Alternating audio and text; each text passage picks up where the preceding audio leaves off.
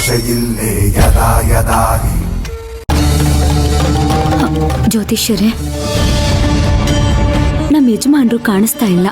ಅವ್ರು ಎಲ್ಲಿದ್ದಾರೆ, ಹೇಗಿದ್ದಾರೆ, ಯಾವಾಗ ವಾಪಸ್ ಬರ್ತಾರೆ ಅಂತ ದಯವಿಟ್ಟು ಕವಡೆ ಹಾಕಿ ಹೇಳಿ. ನೋಡಿ ಹೇಳ್ತೀನಮ್ಮ.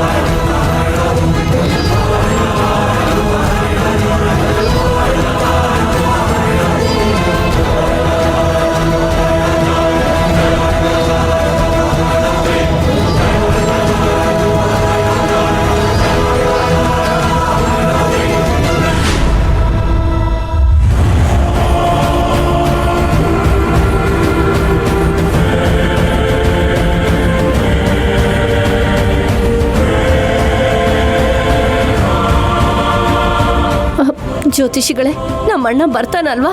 ಅವನಿಗೆ ಬರ್ಲಿಲ್ಲ ಅಂದ್ರೆ ಇಲ್ಲಿ ದೊಡ್ಡ ಅನಾಹುತನೇ ಆಗುತ್ತೆ. ಅಣ್ಣ ಬೇಗ ಬರೋ ಹಾಗೆ ಯಾವ್ದಾದ್ರೂ ಪರಿಹಾರ ಪೂಜೆ ಇದ್ರೆ ಹೇಳಿ, ನಾನೇ ಮಾಡ್ತೀನಿ. ಶಿವಣ್ಣಂಗೆ ದೊಡ್ಡ ಗಂಡಾಂತರ ಇದೆ.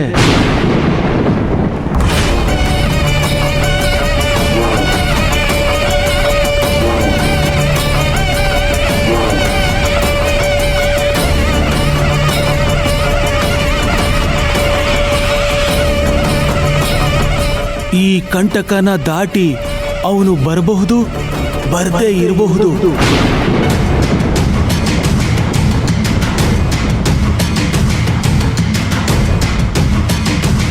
ಏನಾಯ್ತು ಅಂತ ಸ್ವಲ್ಪ ವಿವರವಾಗಿ ಹೇಳ್ತೀರಾ? ಶಿವಣ್ಣನ ಜೀವಕ್ಕೆ ದೊಡ್ಡ ಕಂಟಕ ಇದೆ.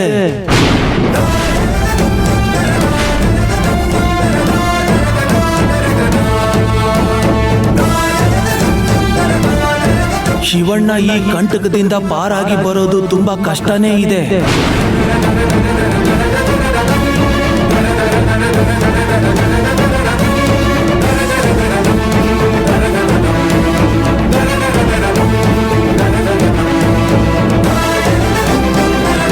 ಜ್ಯೋತಿಷಿಗಳೇ, ದಯವಿಟ್ಟು ಹಾಗನ್ಬೇಡಿ.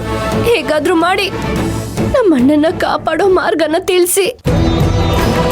ಅವ್ರು ಯಾವ ದಿಕ್ಕಲ್ಲಿದ್ದಾರೆ, ಯಾರಿಂದ ತೊಂದರೆ ಆಗಿದೆ ಅಂತ ಹೇಳಿ, ನಾವೇ ಅವ್ರನ್ನ ಕಾಪಾಡ್ಕೊಳ್ತೀವಿ.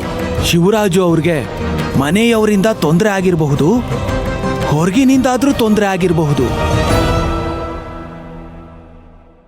ಆದ್ರೆ ತೊಂದರೆ ಆಗಿರೋದಂತೂ ನಿಜ.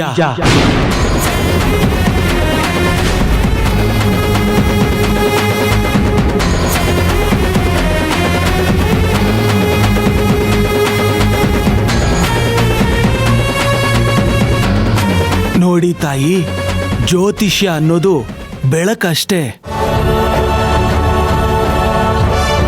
ಭೂತ ಭವಿಷ್ಯ ಕತ್ತಲೆಯಲ್ಲಿ ಅಡಗಿರೋ ಭವಿಷ್ಯನ ನೋಡಕ್ಕಿರೋ ಬೆಳಕು.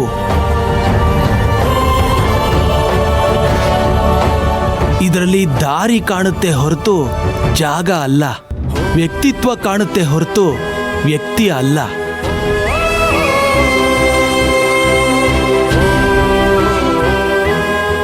ಕೆಲವು ಸಮಸ್ಯೆಗಳಿಗೆ ಪರಿಹಾರ ಇರುತ್ತೆ, ಇಲ್ದೇನೂ ಇರುತ್ತೆ. ನಿಮ್ಮ ಅಣ್ಣನ ಸಮಸ್ಯೆಗೆ ಪರಿಹಾರ ಇಲ್ಲ ತಾಯಿ. ಜ್ಯೋತಿಷಿಗಳೇ, ನೀವೇ ಹೀಗಂದ್ರೆ ಹೇಗ್ ಹೇಳಿ? ನಾವು ನಿಮ್ಮನ್ನೇ ನಂಬಿ ಇಲ್ಲಿಗೆ ಬಂದಿದ್ದೀವಿ. ಹೇಗಾದ್ರೂ ಮಾಡಿ ಏನಾದ್ರೂ ಪರಿಹಾರ ಇದ್ರೆ ಒಂದ್ಸಲ ನೋಡಿ ಹೇಳಿ. ಸಮಸ್ಯೆ ಅಂದ್ಮೇಲೆ ಪರಿಹಾರ ಇದ್ದೇ ಇರುತ್ತಲ್ವಾ? ದಯವಿಟ್ಟು ತಿಳಿಸಿ. ಅದೆಷ್ಟೇ ಕಷ್ಟ ಇದ್ರು ಸರಿ, ನಾನ್ ಮಾಡ್ತೀನಿ. ನನ್ ಗಂಡನ್ಗೋಸ್ಕರ ಯಾರು ತೊಂದರೆ ತಗೊಳ್ಳೋ ಅವಶ್ಯಕತೆ ಇಲ್ಲ. ಅದೇನೇ ಇದ್ರೂ ಹೇಳಿ, ನಾನ್ ಮಾಡ್ತೀನಿ. ಜಗಳ ಆಡ್ಬೇಡಿ. ನಿಮ್ ಎಲ್ಲಾ ಸಮಸ್ಯೆಗಳ ಪರಿಹಾರಕ್ಕೆ ಆ ತಾಯಿನೇ ಮೂಲ.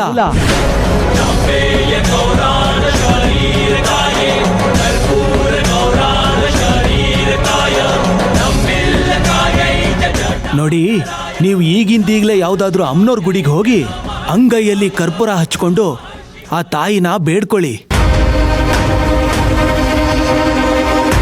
ಆ ತಾಯಿ ಖಂಡಿತ ನಿಮ್ಮ ಸಮಸ್ಯೆಗಳನ್ನೆಲ್ಲ ಬಗೆಹರಿಸ್ತಾಳೆ.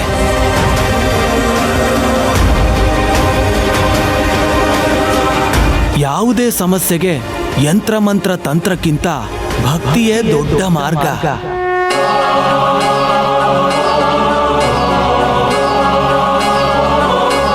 ಆ ಮಾರ್ಗದಲ್ಲಿ ಹೆಜ್ಜೆ ಇಟ್ರೆ, ಆ ತಾಯಿ ಕಣ್ಣು ಬಿಟ್ರೆ ಶಿವಣ್ಣ ಜೀವಂತವಾಗಿ ಬರ್ತಾನೆ.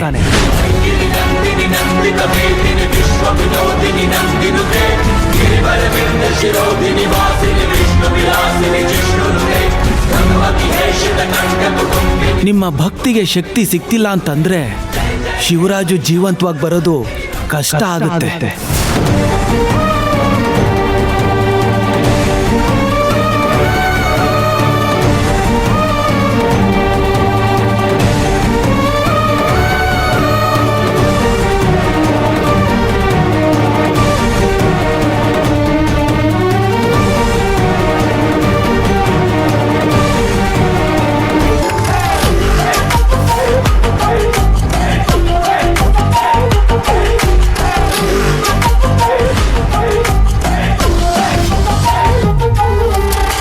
ಸರ್, ನಾನು ಅಬ್ಸರ್ವ್ ಮಾಡಿದ್ದೆ ಸರ್, ಇದು ಇವನ್ ಗಾಡಿ ಟೈರ್ ಮಾರ್ಕೆ ಅನ್ಸುತ್ತೆ sir.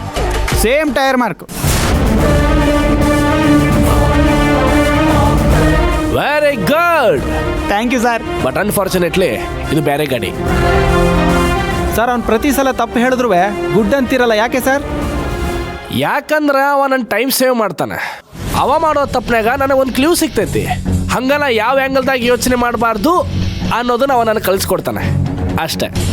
By the boy mister killer,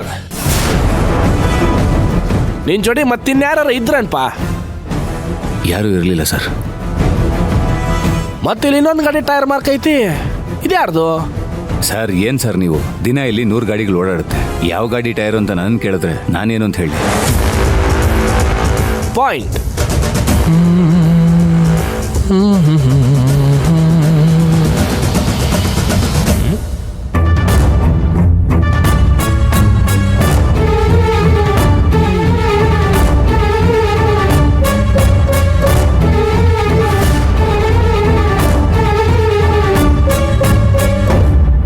ಇದನ್ನ ಎವಿಡೆನ್ಸ್ ಕವರ್ದಾಗ ಹಾಕ್ತೀಯೋ ಇಲ್ಲ ಕೈಯಾಗಿ ಹಿಡ್ಕೊಂಡು ಡ್ಯಾನ್ಸ್ ಮಾಡ್ತಿರ್ತೀಯೋ? ಸರ್, ಹಾಕೋತೀನಿ ಸರ್.